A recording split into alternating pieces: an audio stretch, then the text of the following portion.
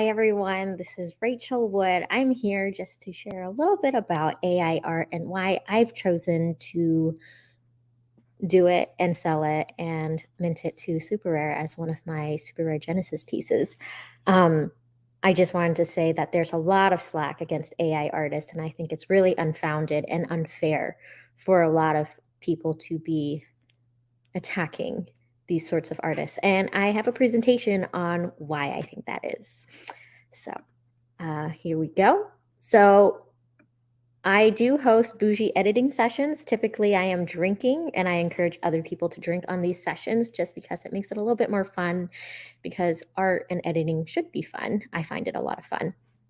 I typically do it for photography, but right now I am going to be doing it for AI.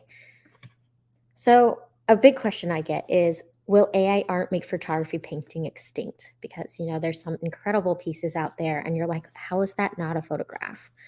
And I don't think so. I really think that we shouldn't compare AI art to paintings to photographs, just like we don't do it with any of those anyways. The process is different. The product is different. Um, it doesn't make it any less valuable, in my opinion. And it's like comparing apples and oranges together. So why should you do it? So for me, I have found it's a fun way to express myself in an art form. It's something that everyone with a laptop and cell phone can do on Wi-Fi. And people like me who make art their lives, we sometimes get into creative ruts. Like, that's natural. It's totally normal for people to just lose creativity and enthusiasm in what we do. And last year I had a really big moment where for months, I was just stuck creatively, and AI really helped me pull out of it. Number 4, it really strengthens my focus as an artist. And I've only been an artist for about 3 years now. I'm still really new in my career as an artist. So I'm kind of all over the place, but I love it. But in some instances, it is good to have more focus, at least at the present moment. This is probably my most important point that I hope everyone walks away with. AI art has made me self-curate more. It's made me a better artist because I've been able to quickly make decisions based upon, is this good? Is this not? Do I like this? Do I not? At a much faster rate than, like, say, my photographs. Culling photographs is like the worst thing in the world. Like, I'll take maybe like 1,200 photographs in one day from a location, and I go through them and I'm like, oh my gosh, I like this one. Oh, that one's nice too. Oh, that's great. Oh, that sky is beautiful. Oh my goodness. We all have been there as artists. And with AI, there's that slight degree of separation where it's not like me taking a picture with a camera, where I can feel very comfortable with saying, okay, yes, no, yes, no. I like this one. I don't like that one. And it's made me really sort of synthesize my artistic focus and really draw out those themes that really are more authentic to me. And that's amazing. I think that's really, really amazing of what AI has been a tool for helping me become a better artist. A few other things is that's enabled me to pursue creativity from the line and comforts of wherever I am. So I travel a lot. I continue to travel a lot, and so I want to be able to create art wherever I am, because that's just something I enjoy doing. Photography, I do have to go places that gets expensive, and seasonally, it's not always great. Like, what I shoot, outside landscapes, wildlife, things like that, it's not something I can fully control. So AI has really stepped in as a way to be able to create when I'm not out shooting photographs. I also have used AI renditions and iterations in some of my photographs. And I think that's something that's really amazing, because I do composite photography a lot. I've dabbled in a little bit of digital art, but I don't really call myself a digital artist. I mostly am a composite photographer. Of course, there's an infinite amount of other pros to AI art, but I won't go into those. So someone told me earlier this year, and I think it was Intrepid Photo Robert Dowie, and he told me, you should build a business on something you can easily replicate and expand upon. I was like, what do you mean? And he's like, well, you can't always guarantee blow your socks off images from every place you go. I know that for myself. No matter how good I get, no matter how many times or how much money I spend to get to someplace, sometimes it just doesn't happen. And for me, that's really important because to acknowledge, because that's not sustainable for me to rely on that kind of art to sell, to sustain me as an artist who does this full time. Um, no business will who starts off will do this. And for me, that I could be like an artist who drops like 3 pieces a year, but I cannot wait for 8 months for a piece to sell at a high price. Like that's just not me. And when you are making your decisions on your strategies and marketing and sales and structure of how you're selling your art, you really have to think about what goals and realistic mile points you need to make to fit your lifestyle and what you want out of it. So yeah, for me, I cannot guarantee amazing shots every place I go, and it's expensive and it's just not sustainable. So I wanted to be known for something versus not known for anything. So I really started delving into last year in my creative rut into AI art. I was like, that's interesting. I'm not really sure, but I was really having a lot of fun with it. And I've spent a lot of hours. I've used up the corporate plans. I keep paying every single day for more and more time to be able to try things out and to do things. It's a lot of fun. I have been able to sell some AI work. Have been able to connect with a very new and exciting and energetic community of AI artists. And I've been able to really, I would say, bring over some more traditional artists over to AI to really get them in this sort of flow of creating. Okay, some cons. Everyone can do it. Everyone's already doing it. It all looks the name. No one has an original thought. I will get back to number 3. Lack of human connection. It's cheating. It's a machine, not a human. It's lazy art. I just want to say, a camera is a machine. It can't take its picture without a human behind it. Like, these are very similar arguments to people who started having digital cameras versus film, like who started using Photoshop instead of just like straight up raw pictures. Like, honestly, we're not lying what it is. We're not trying to pass AI art as for photographs or, real scenes or things like that. Like, we are very much aware of what we are. And I think the world needs to really respond to that because we are who we are. And AI art is here to stay, in my opinion. It's not going anywhere. It's at the very beginning, so it is limited. It's not like now anything is possible, because that's not true. Just because it's technology doesn't mean now suddenly everything's possible. I'm going to throw it back to photography again because that's what I do. And now we have incredible cameras at our fingertips. And now, everyone is able to buy a camera essentially nowadays. We have them on our phones, like pretty powerful cameras on our phones. That doesn't make everyone a photographer. It doesn't make everyone, suddenly like a professional fine art photographer. We all know we all aren't. But that's another unpopular opinion. Okay, so I'm going to come to this point because I've been recently attacked for it. It all looks the same. You're copycatting other people. There's no original thought. Honestly, for all of those people who say that, this art's not for them. That's okay. Great. Nothing in this world is going to be loved and supported by everyone. We got to move on. As artists, we need to brush it off. We need to move on from those people who try to take away your joy or what you've done with whatever tools you use, because it's obviously they aren't your collectors. They aren't your tribe. They aren't your people. No matter what you do, you're going to have people who are going to try to take that away. So don't let them. So I just want to ask people, do photographers not go to the same spot because someone else took a photo of that same spot? No.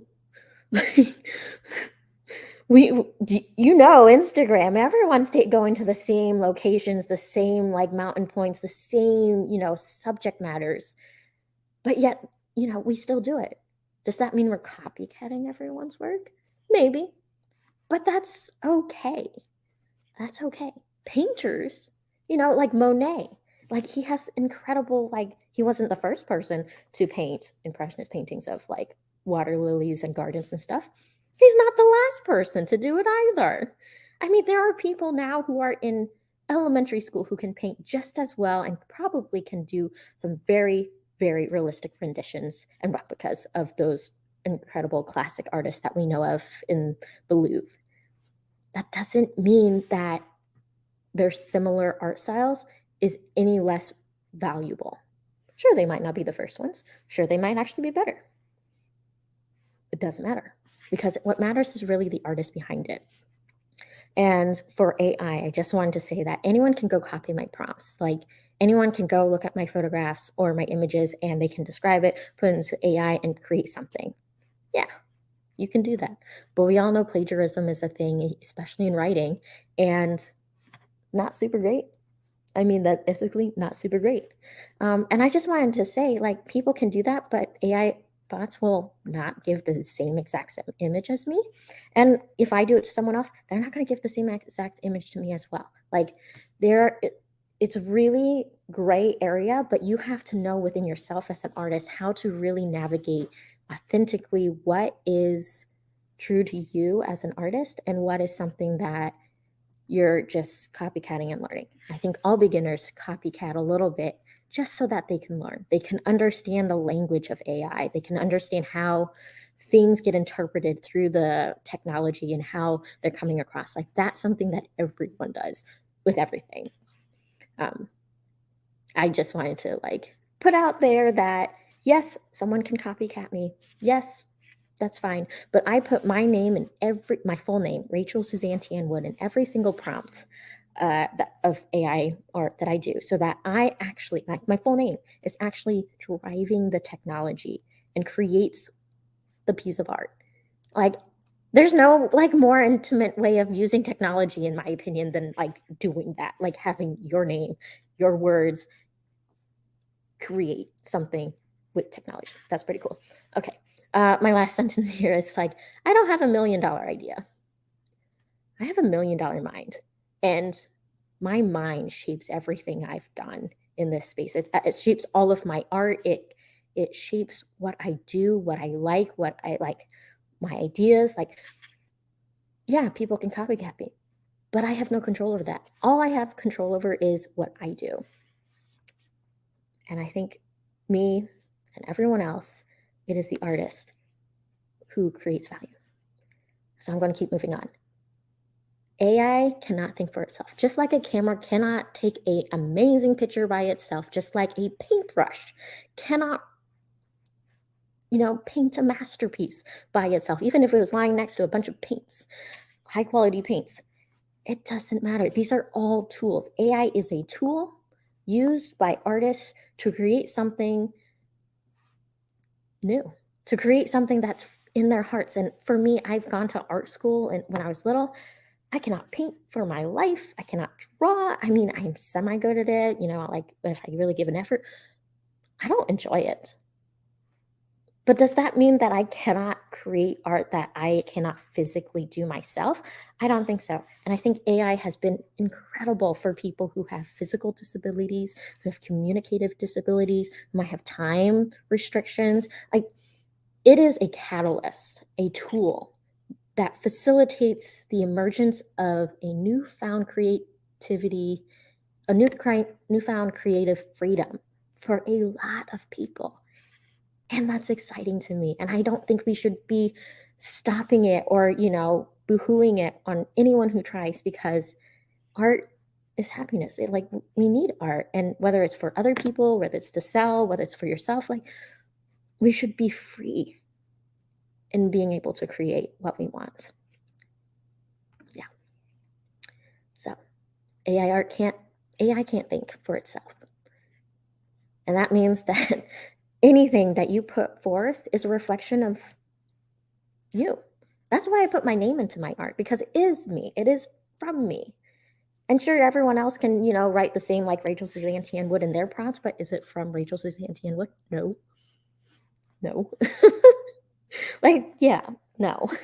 And this is where I start to utilize the blockchain technology, because I am now starting to really step into my art, into me, and things coming from me in a way that is directly connected to me for life.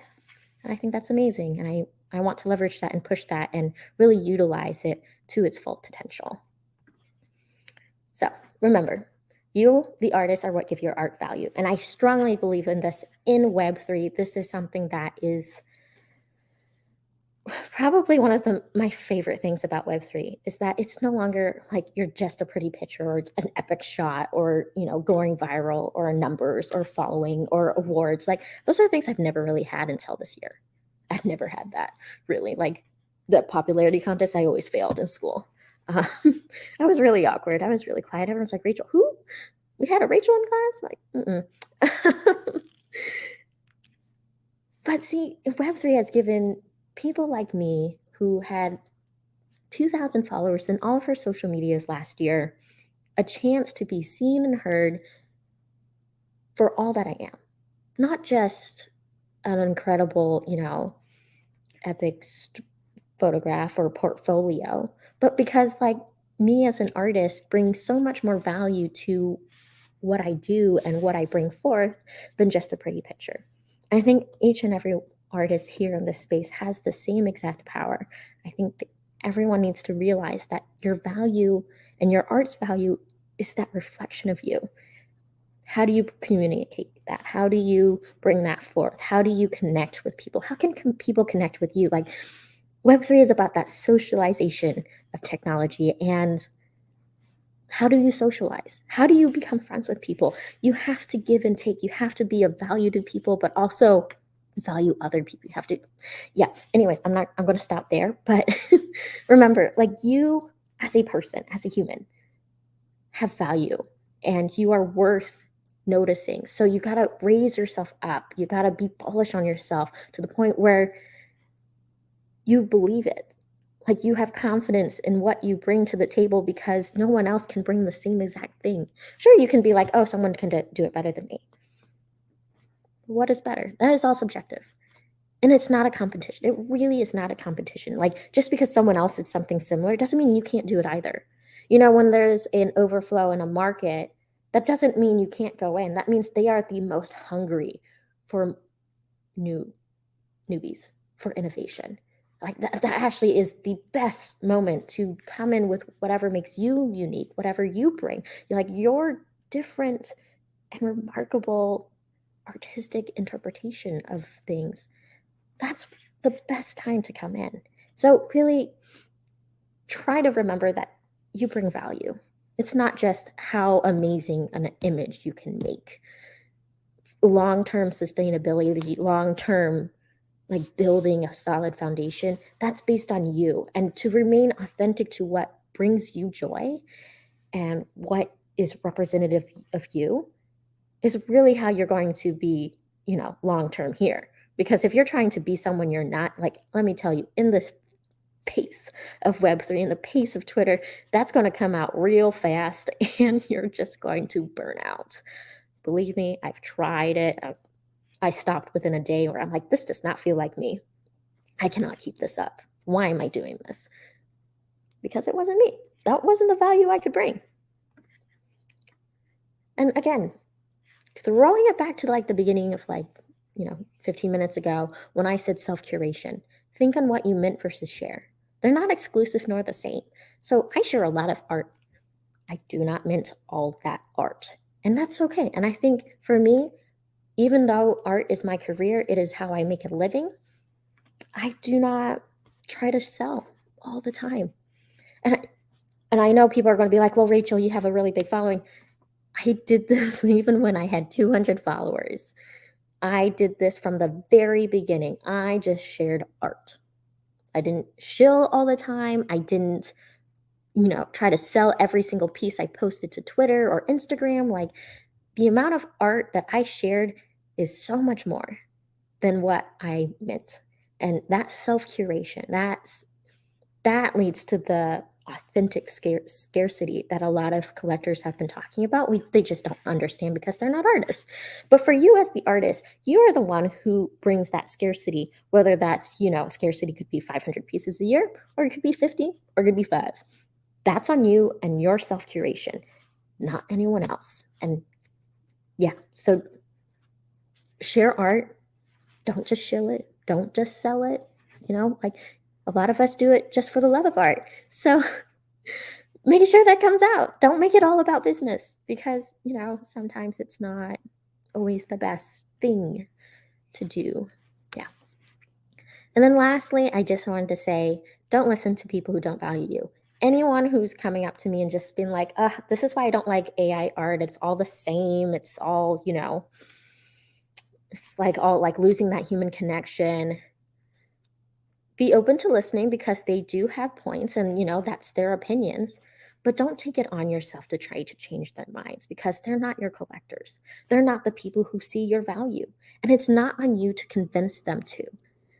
It's okay that they don't.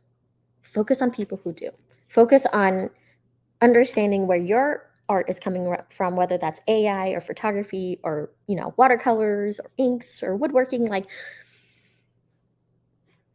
no one's going to love everything. There are people who hate photography. Don't ask me why. They just don't like it. And I'm just like, you're surrounded by photographs anyways. Yeah. So shake it off. Do what you want to do. Create the art that you want to create. And don't let people who try to take away that joy win. Yeah. So that's it. That's everything. I know for myself that my AI art is really like a huge focus of where my creative passions lie right now. And I am constantly like going down rabbit holes and pushing like different words together and trying to figure out what I want authentically to represent me as an artist. Like there's a lot of pieces I will not share with people, like thousands, thousands of ideas that I will not share with people. But it's something that is a part of my artistic journey. I might not stay with it. I might grow beyond it.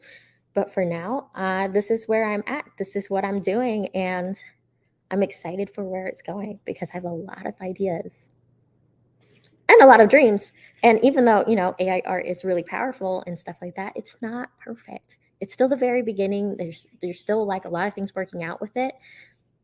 And that's fun. That's fun. So I hope everyone enjoys the short little like mini rants I have on AI art and what I've done. Yeah, I'm totally open for questions. I do host AI editing sessions where I bring people in via Zoom into my Discord, and then we create art together. We really start to delve deeply into how to communicate with the AI bots because it really is a communication. It really is a learning how to speak in a new language, essentially, because how you're interpreted versus